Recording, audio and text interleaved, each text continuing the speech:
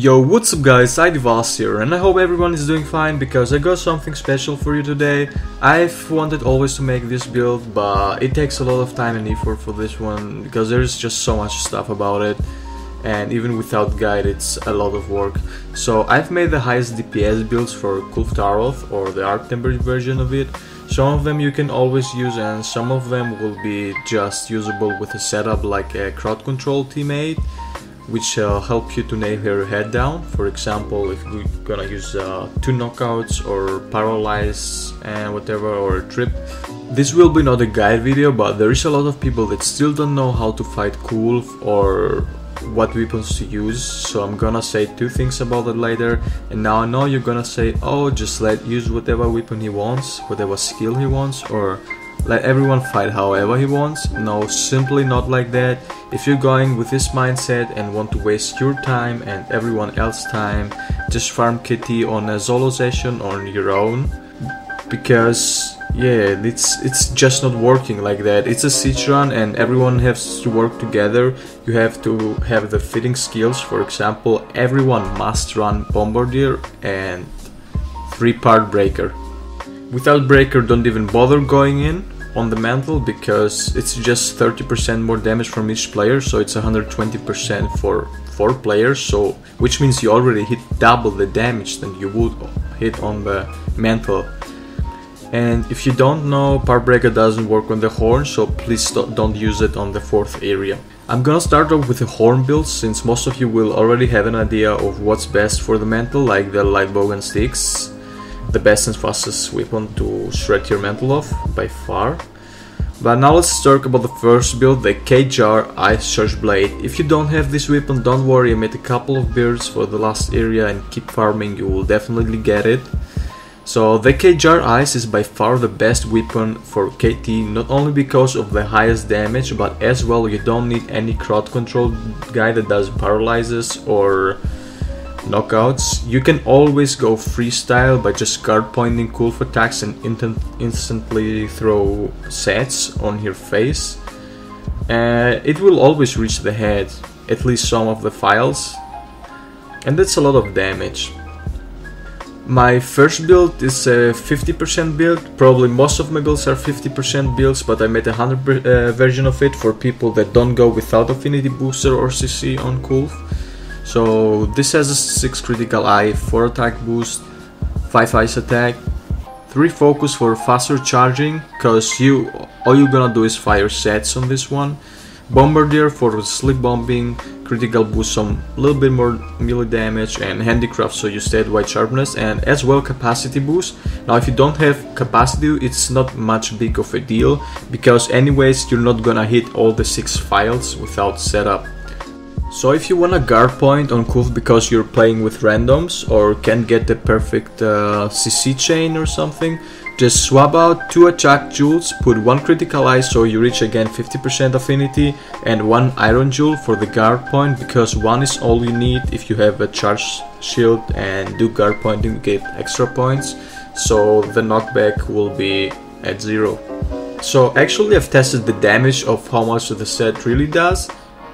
As you can see here on the video, it's the first 2 melee hits do 469 and 469. This is without the crit boost because I was using a different build, but the files with 5 ice attack will always get you 372 damage. So if you hit the melee and the 6 files, you're already at 3200 damage, and you can get 2 sets off on 1 CC, like 1 trip or 1 knockout, so you will already be at over 6000 damage if you hit all of it. So this is another build for 100% affinity. Now I don't really recommend this build because the problem is it has, yes, 100% affinity, but you're gonna charge your blade not on the horns but the body, because she will not always be nailed down.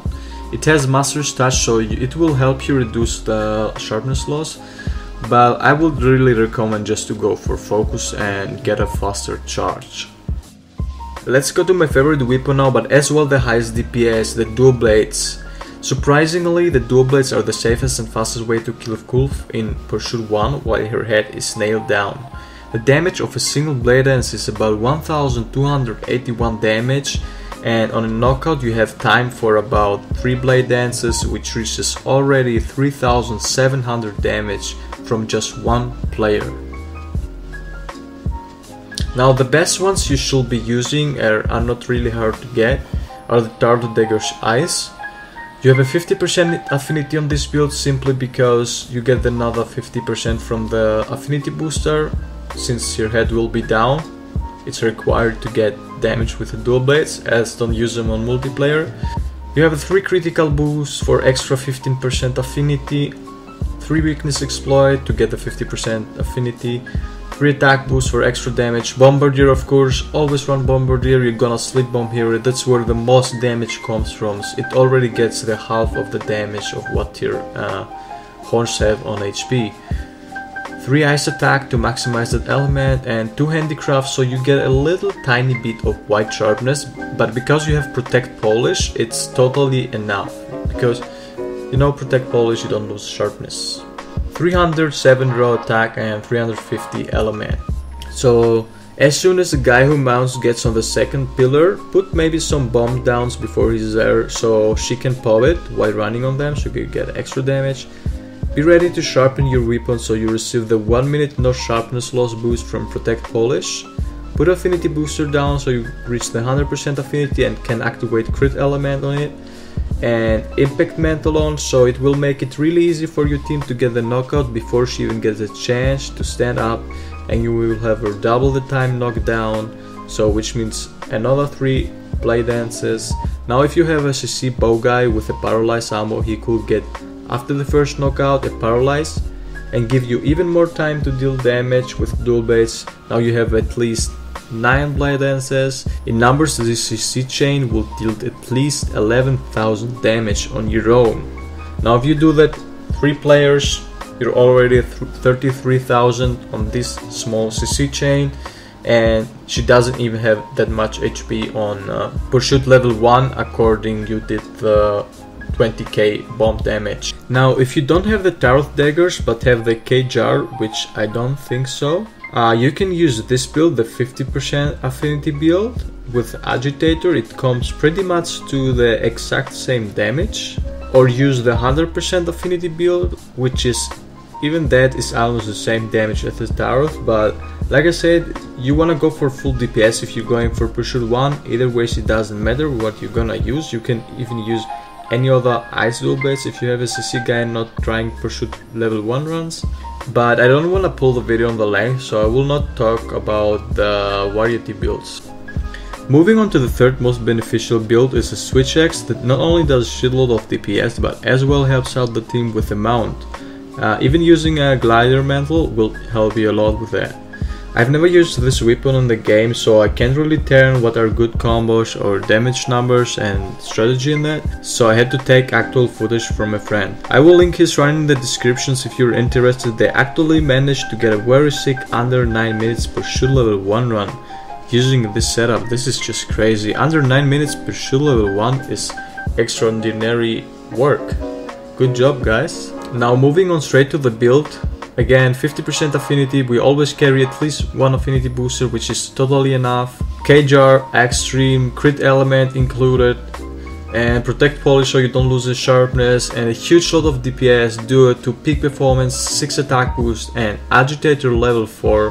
As you know, Kulve Taroth on area 4 after the fury, like directly after 15 seconds she will fury probably. You will have agitator 100% activated, she doesn't go off. And will give you a huge amount of damage.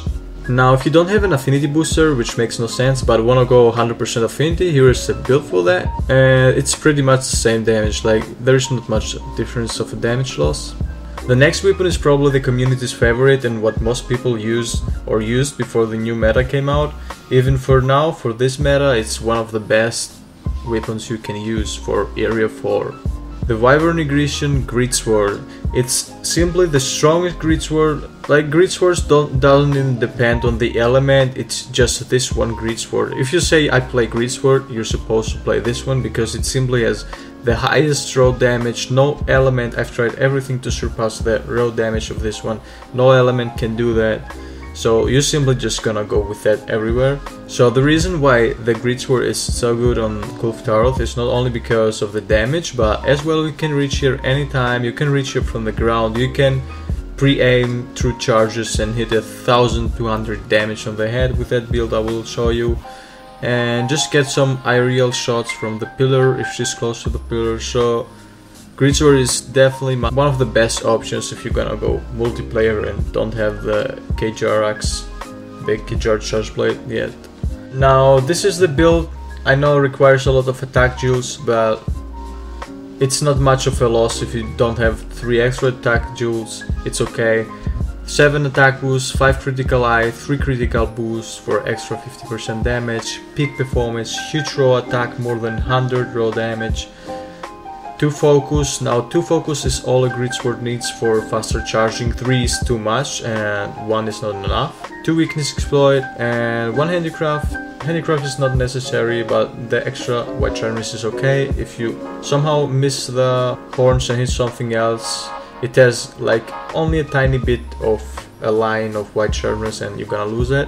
So, and non-elemental boost of course, because that's what makes this weapon so good. It's a huge raw damage. Now if you wanna go with 100% and infinite sharpness on this build, you will have a Behemoth Master's Touch, 7 critical eye, 4 attack boost, 3 critical boost, 3 weakness exploit, and instead of peak performance we have to go with maximum might now for the extra 20% affinity you're missing. Airborne you will have extra, so you get some aerials. So this is more beneficial if you're not doing the CC nailed down head and just doing freestyle jumping off pillars and stuff. I will use this one. Moving on to the Lejiana Bow, it's a must on Area 4. It does not only has a huge amount of DPS because of its ice element, but can as well do all the CC you need. It can do up to 2 KOs with a little bit of support of impact mantles, 1 paralyze and the sleep of course. If you have a guy that can do a perfect CC chain, you will not worry about Kulve getting back up on its feet and pretty much will die within 30 seconds in the CC chain. So the Lejiana Snow Fletcher is by far the best you can use on Area 4, not only for the damage, like I said, it can also do the best CC. So all you need is a crit element from 2 powered Rathalos, the ice attack on level 4 for capacity, 4 critical eye, 3 Bombardier from the Zora, mostly the 2, Constitution for stamina reduction depletion, Slugger for a bigger KO effect, critical boost, a weight extender, bow charge plus for a little bit of more damage on the charge shots, and the paralyzed jewel for the paralyzed functionality, so you can also use para coatings. If you want, you can go with the Kjarr arrow stream, but like I said, for the best results you should definitely go with the Lejiana Snow Fletch. Now these were the most important and highest DPS builds you can get, but I have another 2 builds for you guys if you like playing heavy bowgun. First is the Magda Gemitus, which is perfect for crowd control, but you will lack on damage because it has Slugger, it has paralyzed coatings, it has sleep ammo. You can easily get 2 KOs with it too. But as well the Dark Devourer, which has a huge amount of damage but can as well do sleep and knockouts. It can easily get 2 knockouts with a sticky ammo level 3, have 7 attack boost, 5 agitator, which will be always activated, peak performance, which will be as well always activated if you use health regeneration. The sticky ammos give a huge amount of health regeneration. Bombardier increases the bomb damage, as well the sticky ammo. Slugger level 3, now this is not necessary, but you will probably need it for the second knockout. But I mean, if you go with Dark Devourer, you're also gonna go online with other people playing on higher pursuits level, and like I said, damage is not gonna be the problem. You could even cluster if your friends use Rocksteady. These were all the important builds for Area 4 Hornbreak, and I really wanted to fit as well the Area 1 to 3 mental shredding builds, but I don't want you guys to watch the 30-minute video when you just probably most of you just need 1 or 2 builds. I will make a separate video for that. I hope you all enjoyed this and could find the build you were looking for. I wish you all good luck with KT farming to drop all the weapons you need, and if this video helped you, be sure to leave a like and comment down below which is your favorite area for weapon. Don't forget to subscribe to my channel and turn notifications on so you don't miss part 2 with the MANTLE builds, but as well other useful future content and news. Have a nice day.